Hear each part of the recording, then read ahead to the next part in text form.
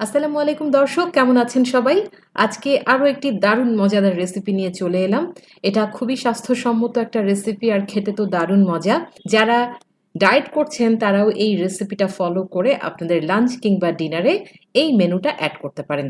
তাহলে চলুন দেখে নেই কিভাবে এই মজাদার তান্দুরি ফিশ ফ্রাই করে নিতে হয় এবং সেই সাথে দেখাবো সটেড ভেজিটেবল কিভাবে করতে হবে আর গ্রিন চাটনির রেসিপিটিও। চলুন শুরু করা যাক। তান্দুরি ফিশ ফ্রাই করার জন্য আমি এখানে 500 গ্রাম পরিমাণ পোয়া মাছ নিয়েছি। আপনারা চাইলে পোয়ার পরিবর্তে কোরাল অথবা চাইলে রূপচাঁদা মাছ দিয়েও এই ফিশ ফ্রাইটা করে নিতে পারেন। মাছগুলোকে আমি প্রথমে বেশ ভালোভাবে ধুয়ে পরিষ্কার করে নিয়েছি এবং এর মাঝখান দিয়ে ছুরি দিয়ে কিছু দাগ দিয়ে নিয়েছি। এতে করে মশলাটা বেশ ভালোভাবে মাছের ভেতরে ঢুকবে। এবার প্রথমে যেই কাজটা করব সেটা হচ্ছে মশলা মাখিয়ে মাছগুলোকে 1 ঘন্টার জন্য ম্যারিনেট করব। মশলার মধ্যে আছে হাফ চা চামচ হলুদের গুঁড়া, হাফ চা চামচ লাল মরিচের গুঁড়া, হাফ চা চামচ জিরার গুঁড়া, হাফ চা চামচ ধনিয়ার গুঁড়া, 1 চা চামচ পরিমাণ তান্দুরি মশলা, 1 চা চামচ পরিমাণ আদা বাটা, 1 চা চামচ রসুন বাটা, লবণ নিয়েছি স্বাদ মতো এবং সামান্য একটু নিয়েছি জর্দার রং, প্রায় 1 চিমটি পরিমাণ। আরও লাগছে 1 টেবিল চামচ পরিমাণ সরিষার তেল, লো ফ্যাট টক দই নিয়েছি আমি 1 টেবিল চামচ পরিমাণ, সেই সাথে লাগবে 1 চা চামচ পরিমাণ লেবুর রস। এবার এই সমস্ত উপকরণ দিয়ে আমি মাছগুলোকে বেশ ভালোভাবে মাখিয়ে নেব। আপনারা যে কোনো ব্র্যান্ডের তান্দুরি মশলা এখানে ব্যবহার করতে পারবেন। আর লবণটা অবশ্যই স্বাদ মতো দেবেন, মরিচের গুঁড়াটাও স্বাদ মতো আপনারা দিয়ে নেবেন। একে একে সমস্ত মশলা দিয়ে মেখে আমি মাছগুলোকে 1 ঘন্টার জন্য ম্যারিনেট করে রাখবো। চেষ্টা করবেন কমপক্ষে 1 ঘন্টা ম্যারিনেট করে রাখার জন্য, এতে মশলাগুলো বেশ ভালোভাবে মাছের ভেতরে ঢুকবে। আর আমি এখানে সামান্য একটু জর্দার রং ব্যবহার করেছি কালারের জন্য, আপনারা চাইলে এটা অ্যাভয়েড করতে পারেন। তো মাছগুলো আমার মাখা হয়ে গেছে, আমি এখন এগুলোকে 1 ঘন্টার জন্য একটা সাইডে রেখে দিচ্ছি। ফিরে আসছি 1 ঘন্টা পর। 1 ঘন্টা পর ফিরে এলাম। একটা প্যান বসিয়ে দিয়েছি চুলায়, দিয়ে দেব 2 টেবিল চামচ পরিমাণ সরিষার তেল। এবার এই সরিষার তেলে আমি তান্দুরি ফিশটাকে ফ্রাই করে নেব।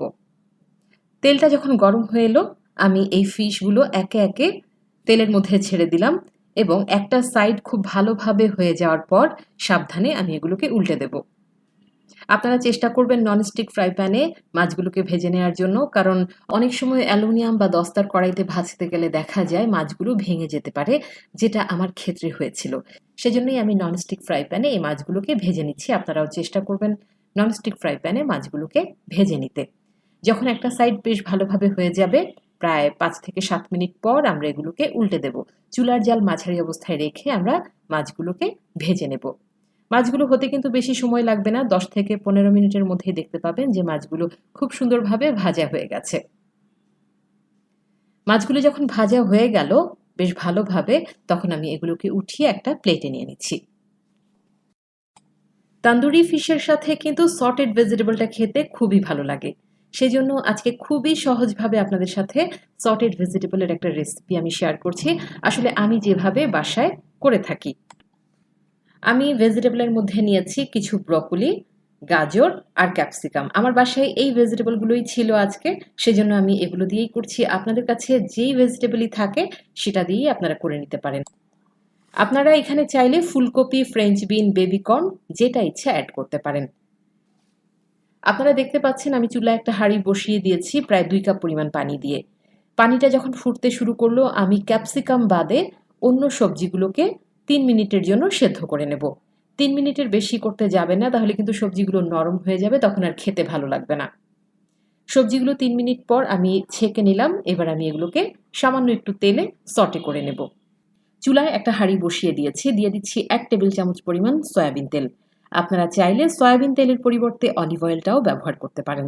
1 চা চামচ পরিমাণ রসুন কুচি দিয়ে দিলাম, সেই সাথে একটা কাঁচামরিচ ফেড়ে নিয়েছি, সেটাও দিয়ে দিলাম। রসুনটা যখন কিছুটা বাদামি হয়ে এলো এই পর্যায়ে আমি সমস্ত সবজি অ্যাড করে দেব। যেহেতু এই সবজিগুলো আমার আগে থেকেই সেদ্ধ করে নেওয়া এবং ক্যাপসিকামটা কিন্তু আমরা কাঁচাই খেয়ে থাকি, সেই জন্য এই সবজিগুলো হতে আমার 2 মিনিটের বেশি সময় লাগবে না। চুলার জাল মাঝারি থেকে হাই হিটে রেখে আমি এই সবজিগুলোকে নেড়ে চেড়ে সটে করে নেব।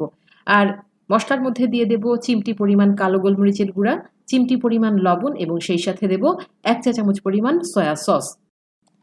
প্রিয় দর্শক, টেস্ট বাড়ানোর জন্য আপনারা চাইলে এখানে 1 চা চামচ পরিমাণ লেবুর রস ব্যবহার করতে পারেন।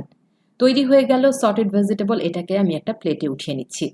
আমার তন্দুরি ফিশ ফ্রাই তৈরি, সটেড ভেজিটেবল রেডি হয়ে গেল। এবার আমি গ্রিন চাটনিটা দেখিয়ে দিচ্ছি। গ্রিন চাটনি তৈরির জন্য আমি 1 কাপ পরিমাণ ধনিয়া পাতা নিয়ে নিয়েছি। ধনিয়া পাতাগুলোকে বেশ ভালোভাবে ধুয়ে আমি পানি ঝরিয়ে নিয়েছি।